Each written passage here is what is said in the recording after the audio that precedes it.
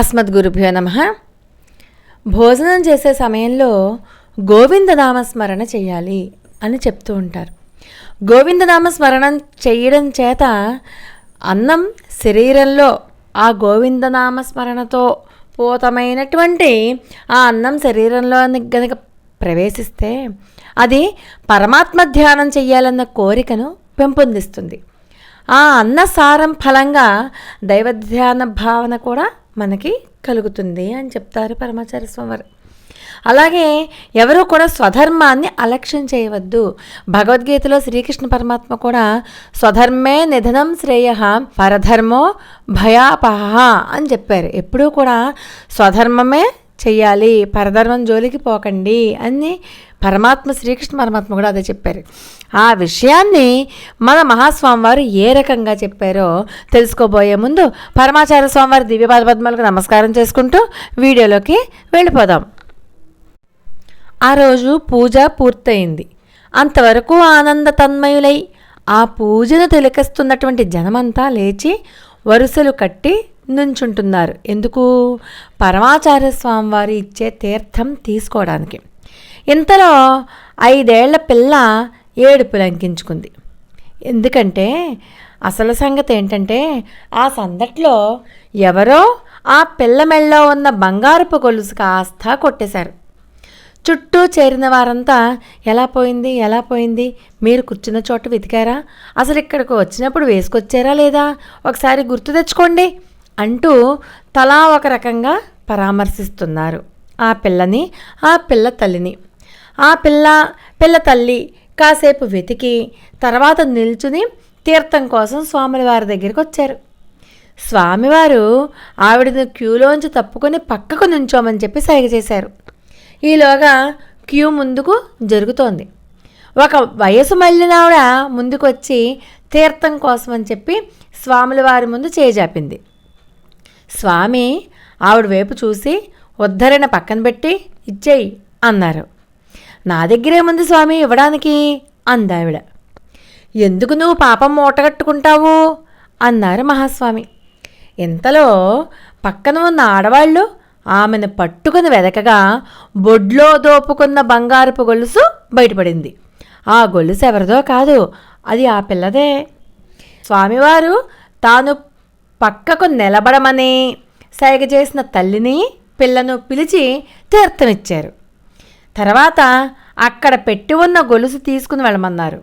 అంతేకాదు ఆ గృహిణి వైపు చూస్తూ ఇక నుంచి వద్దన్న పని చేయకు అన్నారు. గృహిణి చెంపలు వేసుకుంటూ అలాగే స్వామి అని గొలుసు తీసుకుని కళ్ళు తుడుచుకుని స్వామికి సాగిలపడి మొక్కి సెలవు తీసుకుని వెళ్ళిపోయింది. ఇంతకు వద్దు అనగా ఆవిడ చేసిన పనేంటి అంటే ఆమె భర్త గుమాస్తా. అతడు తన ఉద్యోగానికి టైంకి తప్పకుండా వెళ్ళాలి. భార్య పూజ గురించి తొందరపడుతూ ఉంటే తనకు అన్నం వడ్డించిన తర్వాత పూజకి పో అని చెప్పి భార్యకి చెప్పాడు అతను. అయితే ఆవిడికి పాపం తొందరగా వెళ్ళి పూజ చూడాలని ఉన్నటువంటి ఆ తొందర కారణంగా ఆదరాబాదరాగా భర్తకి అన్నం వండి అక్కడ పడేసి భర్తను వడ్డించుకొని తినమని చెప్పి గబగబా పూజ దగ్గరికి వచ్చింది ఆ ఇల్లాలు.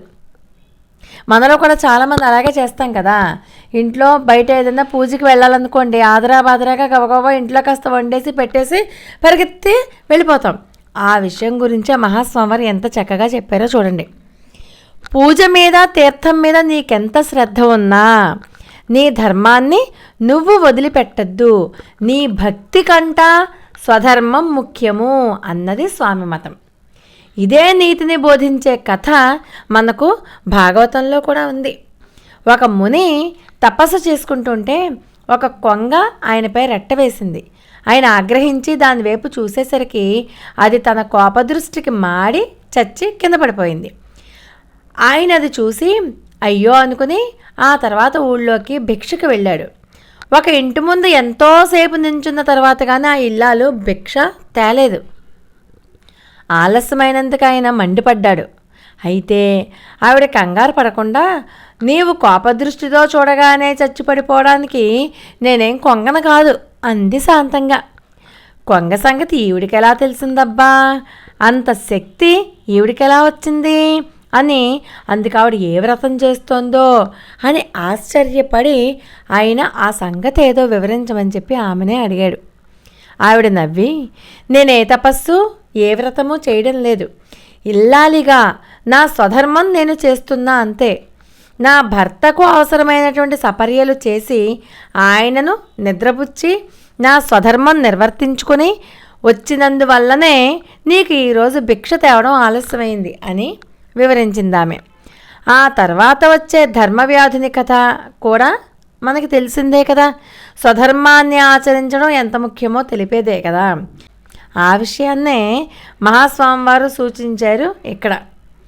ఆ ఇల్లాలిని కూడా స్వధర్మాన్ని అలక్ష్యం చెయ్యొద్దు అని చెప్పి హెచ్చరించారనమాట. ఎప్పుడైనా సరే స్వధర్మే నిధనం శ్రేయ పరధర్మో భయాపహ అన్న భగవద్గీత శ్లోకానికి చక్కటి భాషను చెప్పారు మన పరమాచార్య స్వామివారు. అపార కరుణా సింధుం జ్ఞానదం శాంతరూపిణం శ్రీ చంద్రశేఖర గురుం ప్రణమామి ముదాన్వహం. లోకా సమస్తా సుఖినో భవంతు. మరి ఒక అద్భుతమైన వీడియోతో మళ్ళీ కలుసుకుందాం. అంతవరకు నమస్కారం.